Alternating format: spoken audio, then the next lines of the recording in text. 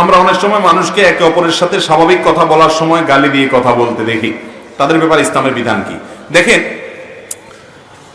এটা আমাদের অনেকের মুদ্রা দোষে পরিণত হয়েছে। দুষ্টামি করে হাসতে হাসতে গালি দেয়, আছে না নাই?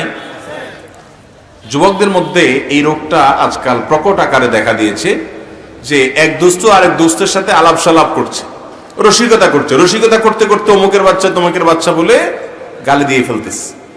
মানে কিয়ামতের আলামত যে অপরাধ তো করছে, অপরাধটা খুব হাসি তামাশা করতে করতে, মোজ মাস্তি করতে করতে, ফুর্তি করতে করতে, রসের সাথে করছে।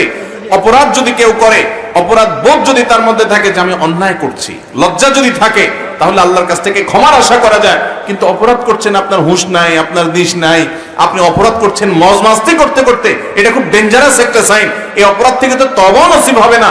আপনি যদি এটাকে গুনাহ মনে করেন তাহলে তো তওবা করতে পারবেন। হাসতে হাসতে অপরাধ করছেন,